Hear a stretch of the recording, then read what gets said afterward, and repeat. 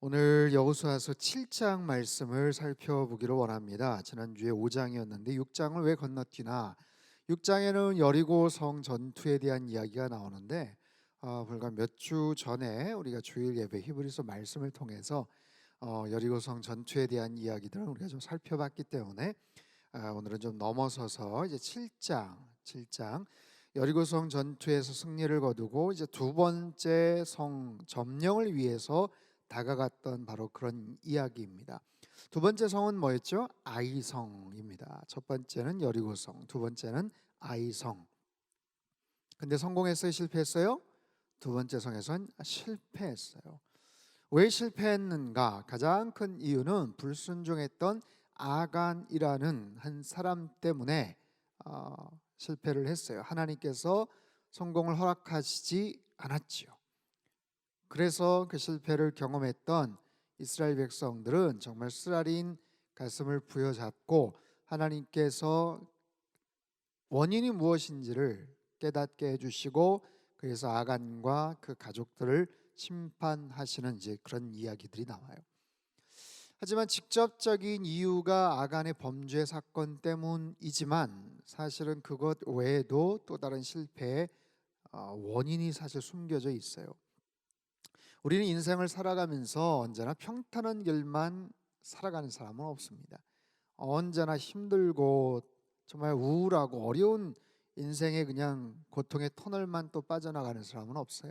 마치 놀이공원의 롤러코스터를 타듯이 오르막 내리막 냉탕 온탕 왔다 갔다 하면서 살아가는 거예요. 그래서 인생이 잘 풀릴 때도 있고 성공을 할 때도 있고 아니면 쓰라린 실패와 아픔을 겪을 때도 있고, 근데 중요한 것은 실패를 했으면 거기에서 왜 실패를 했는가, 거기에 대한 이유를 우리가 알아야 된다는 거죠. 아이성 전투에서 왜 실패를 했는가, 그 실패에 대한 이유, 원인을 알아야 돼요. 그들이 왜 실패를 했을까? 여기에 담겨져 있는 영적인 교훈이 있습니다. 가장 결정적인 이유 중에 하나는 아이성을 그냥 아이성, 작은 아이처럼 함부로 여겼던 그들의 실책에 있어요. 자, 여호수아서 7장 2절에서 5절까지 말씀을 우리 큰 목소리로 같이 한번 읽겠습니다. 시작. 여호수아가 여리고에서 사람을 베델 동쪽 벳아웬 곁에 있는 아이로 보내며 그들에게 말하여 이르되 올라가서 그 땅을 정탐하라 하매 그 사람들이 올라가서 아이를 정탐하고 여호수아에게로 돌아와 그에게 이르되 백성을 다 올라가게 하지 말고 2~3천 명만 올라가서 아이를 치게 하소서. 그들은 소수이니 모든 백성을 그리로 보내어 수고롭게 하지 마소서 하므로 백성 중 3,000명쯤 그리로 올라갔다가 아이 사람 앞에서 도망하니 아이 사람이 그들을 36명쯤 쳐 죽이고 성문 앞에서부터 스바림까지 쫓아가 내려가는 비탈에서 쳤으므로 백성의 마음이 녹아 물같이 된지라. 아이성 전투의 실패, 잘못된 정보에 있었어요. 그리고 그들의 교만함에서 비롯이 됩니다. 아이성은 어떤 곳인가? 아이라는 이름의 뜻은 돌무더기라는 뜻을 갖고 있습니다. 여리고에서 서쪽으로 한 24km 정도 떨어진, 그러니까 가나안 땅 중심부예요. 중심부고 산악지대입니다. 한 800m 높이에 있는 위치한 그런 성읍이죠. 여리고는요 교통의 요충지였다면 이 아이성은 아래를 쫙 내다볼 수 있는 굉장히 좋은 그런 지형입니다. 그래서 그 땅을 점령을 하면 모든 것들을 쫙 내려다볼 수 있는 바로 그런 곳. 그리고 이스라엘 백성들이 가나안 땅을 전체를 점령을 하기 위해서는 반드시 중부 지역으로 딱 들어가서 끊어야 돼요. 끊어야 돼요. 북쪽과 남쪽의 연합전선을 펼치지 못하게 그 중간지대를 끊어야 돼요. 연결고리를 끊어야 돼요. 그래서 반드시 정복해야 하는 곳이고, 그래서 정탐꾼을 보냈죠.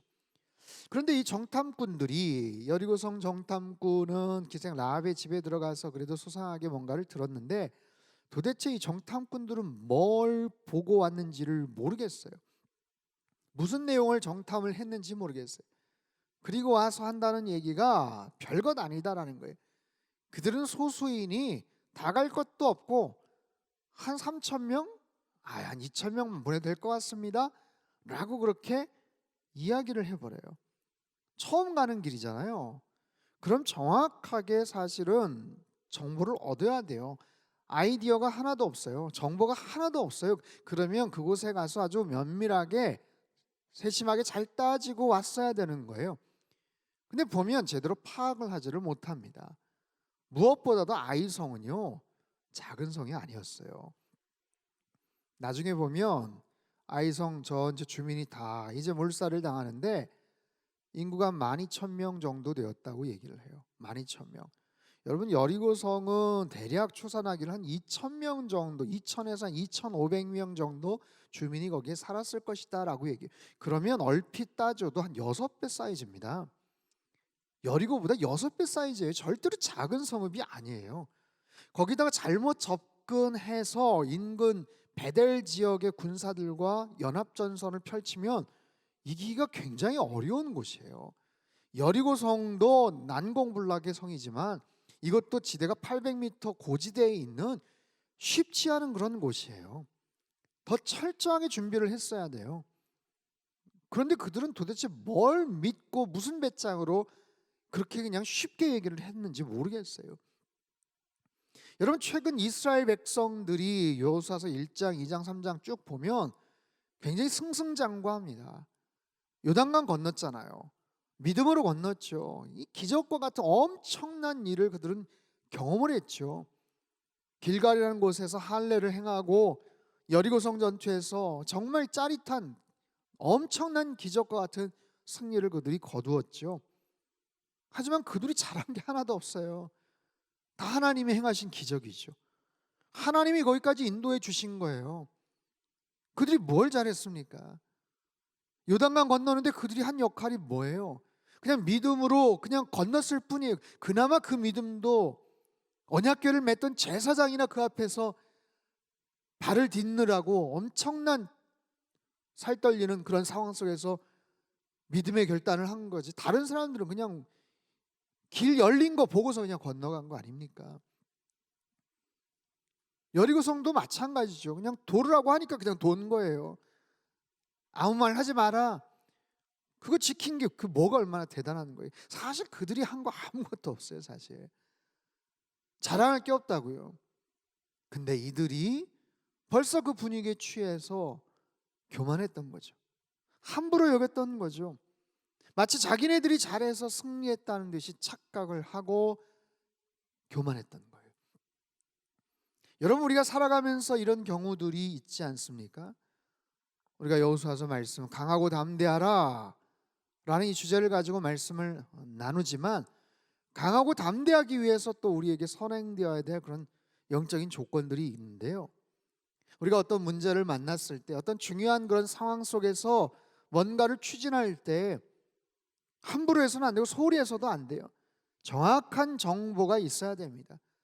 그리고 그 정확한 정보에 근거해서 정확한 판단을, 결정을, 분석을 할 수가 있는 거죠. 근데 이들은 보면 그냥 막연한 기대 속에서 그래서 마음이 교만해져서 한 2, 3천 명쯤만 그냥 보내면 될 겁니다. 그냥 작은 성입니다. 어떻게 생각해요? 상대방을 과소평가합니다.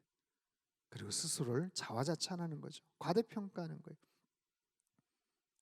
리더의 문제도 있어요. 사실 그 이야기에 기도를 했다거나 특별하게 하나님의 만남이 없이 그냥 쉽게 그냥 허락해 버립니다. 여러분, 사실 아이성 전투의 결정적인 실패의 원인은 사실 아간의 범죄 때문이지만 그들의 자만 그리고 그들의 교만함, 이런 부분도 굉장히 크게 작용을 했다라는 거예요. 막연한 기대는 막연한 결과를 갖습니다. 제가 처음에 유학 초기에 선배 목사님한테 그런 이야기를 들었어요. 처음 가가지고 이제 언어 연수도 하고 막 그럴 때 불쑥 물어보더라고요. 영어 잘하냐고. 그리고 불쑥 물어보더라고요. 집에 돈 많냐고. 아니, 언제 봤다고. 당신 내 선배님인데 그냥 불쑥 물어봐요. 두 가지 확인을 해야 된다는 거예요. 영어 잘하지 않고 돈 많지 않으면 여기서 유학하기 힘들다고 딱 잘라서 얘기하더라고요. 되게 그런 식으로 오는 거예요. 막연하게 생각해서 그냥 어떻게 잘 되겠지라고 생각을 하는 그런 경우들이 많거든요. 그러니까 여러분 보세요. 우리가 일상에서 사실 그렇게 뭔가 생경하고 낯설고 어떤 그런 환경에 그렇게 많이 이렇게 노출되지는 않죠. 하지만 이 코로나 상황이 우리의 모든 시스템, 상황들을 사실은 다시 한번 생각을 해볼 수 있는 소중한 계기예요. 내가 지금까지 살아왔는데 내 인생에서 굉장히 중요한 게 뭔가, 그다지 중요하지 않았던 것이 뭔가, 우리 상담교회가 지금까지 잘 해왔는데 이 코로나의 직격탄 속에서 우리 교회가 정말 재정비를 해야 될 것이 뭔가, 정말로 중요한 부분이 뭔가, 그렇지 않은 부분이 뭔가, 우리 교회의 어떤 인력이나 아니면 재정이나 이런 부분들이 좀 더 집중해야 될 부분이 뭔가, 지나간 1년 동안 쭉 보니까 과거에는 분명히 그렇게 했었고 그 시즌에 뭔가가 있었는데 보니까 없이 그냥 넘어가도 괜찮을 수도 있겠다 싶은 것들은 또 뭔가, 대신에 반드시 이 타이밍에 해야 될 것들은 또 뭔가, 이런 부분들을 사실을 자각을 하면서 준비를 해야 되는 거죠. 오늘 본문의 의미도 마찬가지예요. 아이성은 절대로 만만한 성이 아니에요. 아이성은 아이성, 꼬맹이 뭐 어떤 워드플레이인데 그런 성이 아니에요. 교만은 반드시 패망의 선봉이 된다 말씀하세요. 여러분 혹시 살면서 지금 눈앞에 아이성과 같은 존재가 있습니까? 잘 생각해 보세요. 아이 별것 아니야, 지금까지 잘해왔어, 그 다음도 당연히 잘할 거야 라고 그냥 막연하게 생각을 하는 어떤 그런 부분들이 혹시 있습니까? 절대로 자만하지 마라. 끝까지 성실하시고 겸손하시기를 바랍니다. 선줄로 생각하거든 넘어질까 조심하라 말씀하세요. 언제나 겸손함으로 눈앞의 아이성과 같은 대상 앞에서도 주님의 말씀을 신실하게 의지하며 나아갈 때 그 아이성을 확실하게 무너뜨릴 수 있는 은혜가 우리에게 있게 되기를 축원합니다. 두 번째 교훈은요, 이 사건을 통해서 배워야 되는 것은 하나님의 관점을 갖는 거예요. 하나님의 관점을 갖는 것. 성공할 때는 사실 그런 걸 잘 못 느껴요. 근데 실패를 할 때는 반드시 분석을 해보고 생각을 해보는데 하나님의 관점으로 그것을 바라보는 거죠. 자, 여러분, 하나님은요 아간이라는 한 인물을 주목하고 계셨어요. 장정만 60만 명입니다. 전체가 한 200만 가까운 그런 많은 사람들이, 그 많은 사람들 가운데서도 아간이라는 한 사람을 주목하고 계셨죠. 전쟁통에 여리고성 무너지는 그 상황 속에, 그 난리통에 사람들이 죽고 피 흘리고 도망가고 그냥 살벌한 그 현장 속에서, 복잡한 상황 속에서 하나님은 아간의 행위를 주목하고 계셨어요. 우리가 아는 것처럼 하나님은 첫 번째 전투, 여리고성 전투에서 어떠한 전리품도 너희들이 챙기지 말라라고 말씀하세요. 그 다음 전투에서는 그 모든 전리품들을 각자가 분배를 하고 챙겨도 되지만 첫 번째 전투에서는 너희들이 손대지 마라, 어떤 것도 탐내지 마라. 여호수아서 6장 18절 19절 말씀 같이 읽죠. 시작. 너희는 온전히 바치고 그 바친 것 중에서 어떤 것이든지 취하여 너희가 이스라엘 진영으로 바치는 것이 되게 하여 고통을 당하게 되지 아니하도록 오직 너희는 그 바친 물건에 손대지 말라. 은금과 동철 기구들은 다 여호와께 구별될 것이니 그것을 여호와의 곳간에 드릴지니라 하니라. 일체 손을 대지 말아라. 첫 번째 전투의 모든 영광은 하나님 앞에 올려야 된다. 너희들이 잘해서 한 거 하나도 없다. 아이성 전투, 그 다음 전투, 그 다음 전투, 이들이요 굉장히 고생을 합니다. 열심히 노력을 해서 싸워서 그렇게 승리를 쟁취하지만 여리고성 전투에서는 이들이 숟가락 얹을 거 하나도 없어요. 사실 100% 하나님의 역사, 하나님의 섭리, 도우심이에요. 그래서 모든 전리품에 절대로 손대지 말아라 하나님께서 명하셨죠. 그런데 아간이 손을 대고 말았어요. 아간이 훔친 게 뭘까요? 21절 말씀 같이 읽죠. 시작. 내가 노력한 물건 중에 시날산의 아름다운 외투 한 벌과 은 200세겔과 그 무게가 50세겔 되는 금덩이 하나를 보고 탐내어 가졌나이다. 보소서, 이제 그 물건들을 내 장막 가운데 땅속에 감추었는데 은은 그 밑에 있나이다 하더라. 시날산의 아름다운 외투 한 벌, 은 200세겔, 무게가 50세겔 되는 금덩이 하나. 오늘날로 말하면 정말 명품 코트, 최고의 명품 코트와 수백 수천만 원, 어쩌면 수억 원 호가는 그런 금과 은, 그걸 슬쩍 했어요. 무슨 생각으로 했을까요? 아이고, 이 많은 사람 가운데 나 하나쯤이야 괜찮겠지, 이게 웬 떡이야 하면서 슬쩍 감췄지. 별일 있겠어? 아니, 난리통에 누가 보겠어? 누가 나를 찾겠어? 하면서 그걸 훔쳤어요. 하지만 결국 아간은 처벌을 받게 됩니다. 아간만이 아니죠, 온 가족이 처벌을 받게 돼요. 24절에서 26절까지 말씀 같이 읽겠습니다. 시작. 여호수아가 이스라엘 모든 사람과 더불어 세라의 아들 아간을 잡고 그 은과 그 외투와 그 금덩이와 그의 아들들과 그의 딸들과 그의 소들과 그의 나귀들과 그의 양들과 그의 장막과 그에게 속한 모든 것을 이끌고 아골 골짜기로 가서 여호수아가 이르되 네가 어찌하여 우리를 괴롭게 하였느냐, 여호와께서 오늘 너를 괴롭게 하시리라 하니 온 이스라엘이 그를 돌로 치고 물건들도 돌로 치고 불사르고 그 위에 돌무더기를 크게 쌓았더니 오늘까지 있더라. 여호와께서 그의 맹렬한 진노를 그치시니 그러므로 그곳 이름을 오늘까지 아골골짜기라 부르더라. 이 본문은 얼핏 보면 하나님 너무 과하시다, 하나님 너무 흥분하셨다, 이러실 필요가 있을까 생각이 들 수도 있는 그런 본문입니다. 그렇죠? 뭘 저렇게까지 화를 내실까? 아니, 설령 그렇다고 하더라도 아니 온 가족까지 저렇게 야, 이거 살벌해서 이거 뭐 사실 그렇게 생각이 들 수 있는 구절이에요. 참 해석하기 쉽지 않을 수도 있는 그런 구절입니다. 하지만 제가 뭐라고 말씀드렸어요? 하나님의 관점을 갖는 것. 이 정도까지 처벌을 해야 될까 싶어요. 그런데 아까 밑줄 친 분 기억하십니까? 그제서야 하나님 맹렬한 진노를 그치셨다. 맹렬한 진노, 하나님의 맹렬한 진노, 여호와의 분노, 이거는요 코에서 막 열기를 내뿜다, 그런 뜻이. 걷잡을 수 없는 분노. 그 화가, 그 분노가 1에 3, 10까지라면 9.78, 9 이 정도 되는 어마어마한 진노. 여러분, 하나님이 이렇게 진노를 하시는데 우리가 태평하게 뭐 그렇게까지 화를 내셔 하면 안 되죠. 하나님께서 괜찮다고 하시는데 우리가 스스로가 막 뒤집어져 가지고 난리가 치면 그것도 안 되죠. 그래서 하나님은 어떻게 생각하시나, 하나님의 관점, 하나님의 생각, 하나님의 시각이 굉장히 중요한 거예요. 뭘 그렇게 화를 내실까? 아니, 뭘 그 정도까지 하실까? 아니, 물건도 다 찾았으면 됐지. 그리고 잘못했다고 했는데, 아니, 그리고 정 그렇더라도 아간 한 사람 그렇게 처벌하면 되지. 온 가족까지 보면 뭐 소와 양과 막 그냥 완전히 그냥 다 깨끗하게 그냥 도마를 시켜버리세요.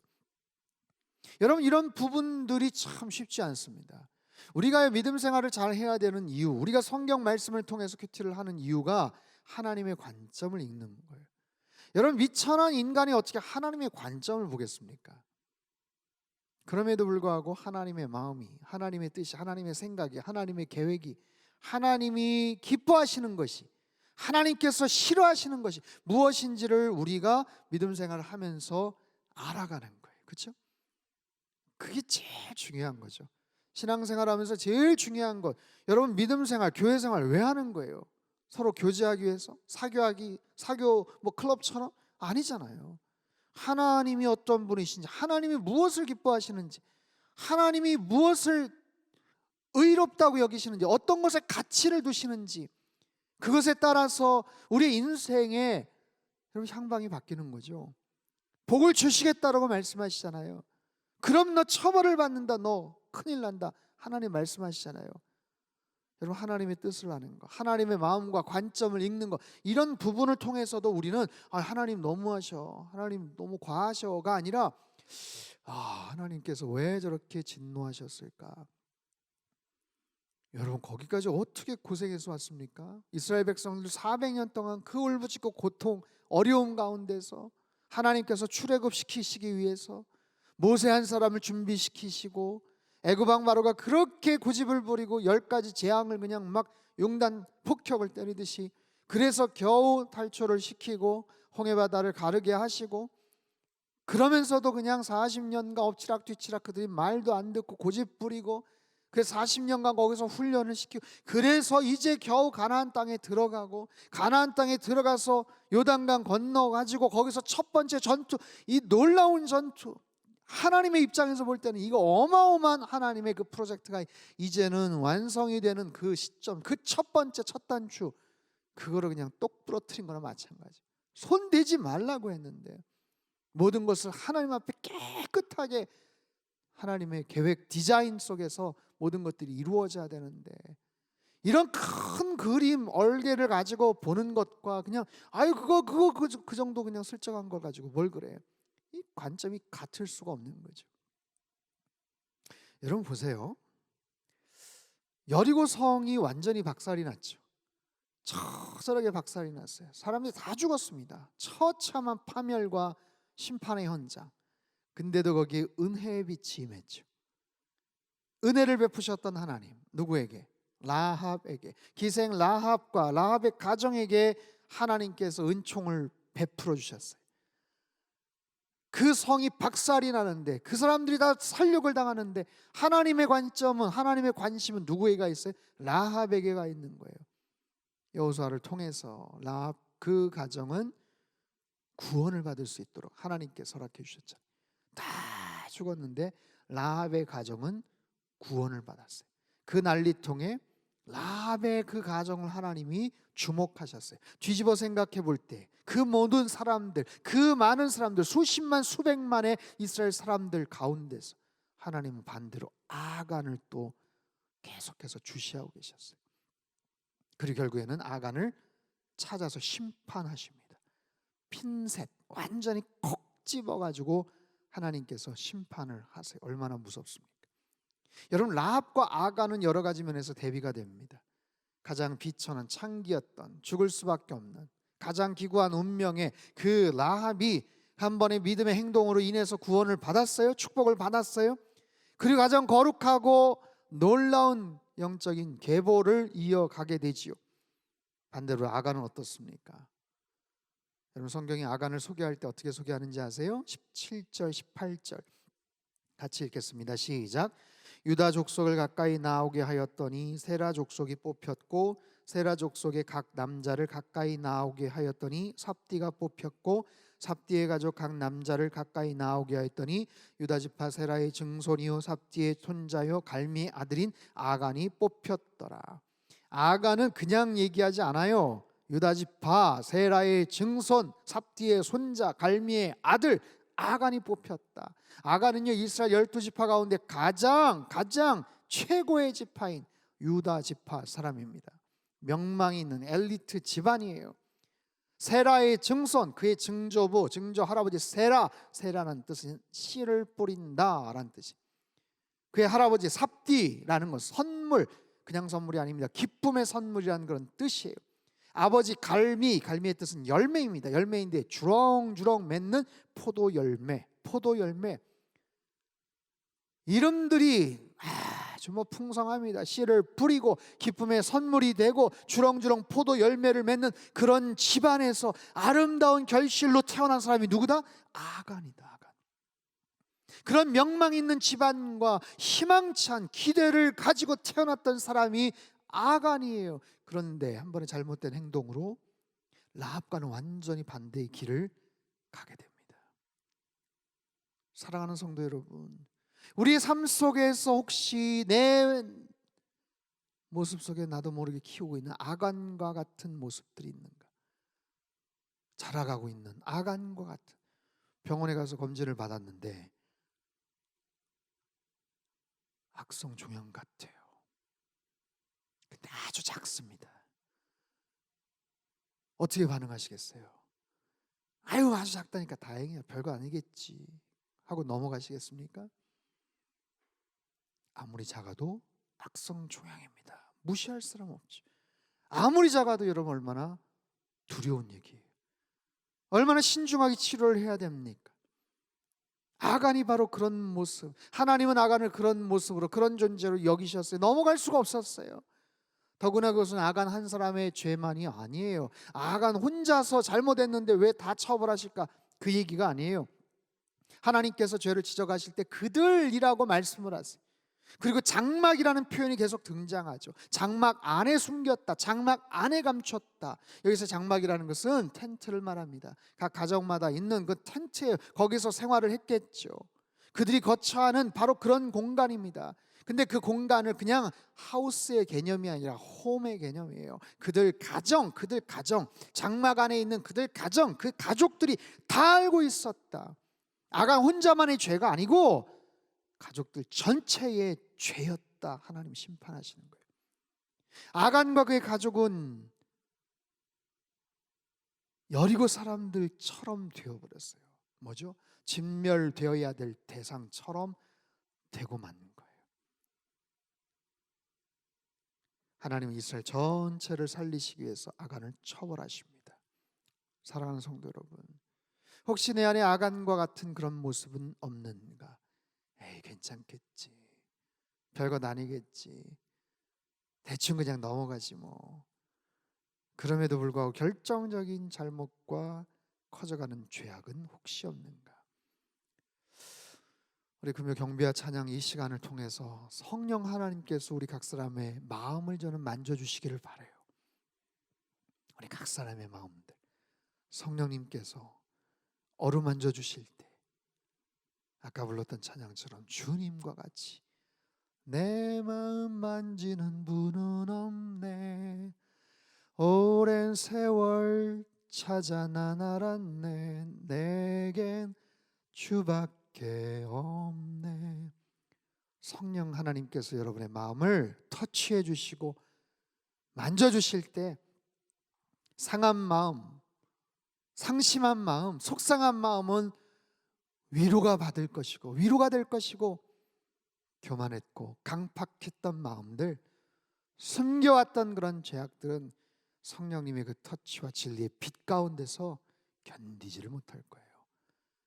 드러나게 하시고 깨닫게 하시고, 습관처럼 그냥 믿음생활 신앙생활, 아무리 코로나 상황에도 그냥 마스크 쓰고 따박따박 그냥 늘 일상의 루틴처럼 돌아가던 신앙생활이지만 성령 하나님께서 우리 마음을 터치해 주실 때 혹여 내가 숨겨왔던 아간과 같은 아주 작고 미세해 보이지만 그런 부분들이 큰 그림으로 보여지고, 맹렬한 하나님의 진노, 아이 뭘 그 정도 가지고 그러셔, 하나님의 관점으로 그것들을 바라보게 될 때 하나님께서 그것들을 깨우치시고 깨닫게 하시고 통회하게 하시고 자복하게 하시고, 그래서 그 모든 것들이 하나님의 그 뜻 안에서 해결이 되는 은혜가 있게 되길 바랍니다. 사랑하는 성도 여러분, 살다 보면 좋은 일도 있고 그렇지 않은 일도 있어요. 중요한 것은 실패를 했을 때 교훈을 얻는 겁니다. 내 삶 속에 아이성이 있는가? 아이성과 같은 혹시 그런 존재, 그냥 교만하게 함부로 생각하는 것들이 있는가? 내 삶 속에 하나님의 관점으로 그것들을 바라보는 시각이 있는가? 아이성의 실패를 통해서 배우는 하나님의 크신 은총과 그 사랑이 우리 안에 가득가득 넘쳐날 수 있게 되기를 주님의 이름으로 축원합니다. 살아계신 하나님 아버지, 사모하는 심령을 가지고 이 자리에 나와 주님 앞에 말씀 앞에 엎드립니다. 기도로 찬양으로 주님 앞에 나아간 하나님의 거룩한 백성들 일일이 만나 주시고 성령 하나님께서 간섭하시고 터치하여 주실 때에 우리 안에 놀라운 회복과 은혜의 역사가 있게 될 줄로 믿습니다. 주님, 우리가 간과하며 함부로 여겼던 아간과 같은, 하나님 참으로 그런 모습들이 있습니까? 아이성과 같은 그런 모습들이 있습니까? 주님 만져주시고 우리 안에서 다 토해지는 역사가 있게 하여 주시옵소서. 하나님의 관점으로 모든 것들을 바라보기를 원합니다. 말씀을 통해서 하나님의 뜻을 분별하기를 원합니다. 주님 인도하여 주시고 역사하여 주시옵소서. 컬컬하고 답답한 마음을 가지고 이 자리에 나와 주님 앞에 부르짖고 기도하는 모든 심령들을 주님께서 붙잡아 주시옵소서. 우리의 모든 깊숙한 것들을 꿰뚫어 보시는 하나님 만왕의 왕 되시는 주님께서 하나님 우리들을 어루만져 주시고 하나님 새로운 삶의 좌표들을 저희들에게 허락하여 주시어서 어떤 일상에서든지 강하고 담대한 믿음을 가지고 날마다 승리하며 살게 하여 주시옵소서. 나라 민족을 위해서 기도하였습니다. 대통령과 위정자들이 하나님을 경외하고 하나님을 두려워할 줄 알게 도와주시옵소서. 깨끗하고 정직하고 하나님 바른 상식의 근거에서 모든 정책들을 펼쳐나가며 하나님 국정의 모든 일들을 잘 진행해 나갈 수 있도록 주께서 도와주시옵소서. 올바른 일꾼들 바른 일꾼들을 세워줄 수 있도록 주님께서 은총을 더하여 주시옵소서. 하나님 코로나 상황 속에서 힘들고 지쳐있는 우리 모든 국민들을 하나님께서 함께하여 주시고 하루속히 백신과 또 치료제가 잘 보급이 되어서 하루속히 이 답답한 현실 속에서 벗어날 수 있도록 하나님께서 도와주시옵소서. 힘을 잃어가는 한국교회가 다시 정신을 차리게 도와주시고 본질에 충실할 수 있도록 은혜 도하여 주시옵소서. 말씀 중심, 십자가 중심, 십자가의 놀라운 보혈의 능력에 하나님 입각해서 살아계신 하나님을 더욱더 찬양하는 한국교회가 되게 도와주시옵소서. 주님, 상당교회 가운데 하나님의 크신 은총과 역사가 있게 되기를 원합니다. 선교적 교회 세상에 복이 되게 하여 주시옵소서. 예배가 중심이 된 선교적 교회로 주님 앞에 힘차게 나아갈 수 있도록 하나님 아버지 도와주시옵소서. 하나님, 우리 모든 성도님들, 특별히 육체적으로 연약한 가운데 있는 모든 성도님들 하나님 머리부터 발끝까지 주님께서 일일이 안수하여 주시옵소서. 오장육부 폐부 깊숙한 곳에 숨어있는 모든 막힌 것들까지도 주님께서 안수하여 주시고 성령으로 터치하여 주실 때 급속한 치유가 있을지어다. 급속한 치유가 있을지어다. 성령 하나님 낫게 하여 주시고 꿰매어 주시고 다시 일어서게 하시고 회복시켜 주시옵소서. 하나님 병석에서 간절한 마음을 가지고 일어서기를 원하는 모든 심령들 주님 일어나 걸으라 라고 말씀하여 주시어서 회복되게 도와주시고 새 힘과 능력을 덧입혀 주시옵소서. 주님, 우리 안에 막힌 것들이 있습니까? 기도를 통하여서 주님을 다시 뜨겁게 만나기를 원합니다. 우리 안에 강팍한 심령과 교만한 마음이 있습니까? 주님 만져주시고 다시 참으로 옥토와 같은 마음밭을 허락하여 주시옵소서. 겸손한 심령을 가지고 주님 앞에 나아가게 하시고 특별히 4월에 있을 항존직 선거 가운데 함께하여 주시사 참으로 하나님께서 기뻐하시는 귀한 일꾼들이 바르게 잘 세워지게 도와주시고 귀한 일꾼들 세워짐을 온 성도들이 함께 기쁨으로 축하하며 하나님 축제의 장이 될 수 있도록 주님 인도하여 주시옵소서. 예배가 회복되어지기를 원합니다. 특별히 금요 경배와 찬양 이 집회를 통해서 하나님을 더욱더 뜨겁게 경험하게 도와주시고 간절한 기도 제목들이 다 응답되는 역사가 있게 하여 주시옵소서.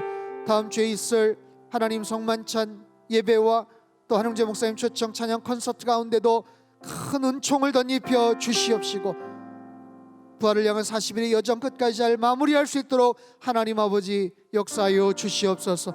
이번 주일 예배를 주님 손에 의탁을 드립니다. 성령 하나님께서 온전하게 주장하여 주시어서 예배드리는 모든 공간과 시간과 장소마다 하나님 크신 은총 덧입혀 주시고 하늘의 귀한 신령한 은혜를 경험하는 말씀의 능력을 경험하는 복된 시간들 다 될 수 있도록 주님 축복하여 주시옵소서. 주님 사랑합니다. 주님 의지합니다. 주님 아니면 우리는 한순간도 살아갈 수 없는 연약하고 불쌍한 인간들입니다. 긍휼히 여겨주시고 불쌍히 여겨주시고 날마다 주님의 은혜 장중 안에 붙잡아 주시어서 하나님 믿음의 전당에 이르는 하나님의 거룩한 백성들로 두벅두벅 힘차게 살아갈 수 있도록 역사하여 주옵소서. 이 저녁에도 귀한 물질 주님 앞에 올려드리는 손길들 위에 하늘의 크신 은총 덧입혀 주시옵소서. 이제는 우리 주 예수 그리스도의 크신 은혜와 하나님 아버지의 극진하신 사랑하심과 성령님의 교통하심의 역사가 주님 바라보며 우리 안에 있는 아간과 같은 것들을 다 몰아내고 살아계신 하나님만을 더욱더 경외하는 날마다 믿음 안에서 승리하는 그런 인생 되기를 간절히 소망하는 주님 앞에 예배드린 모든 백성들 그들의 가정과 일터와 건강과 자녀들이 앞길 위에와 이 나라 민족 흩어진 모든 열방 위에 이제로부터 영원토록 함께 하시기를 간절히 축원하옵나이다. 아멘.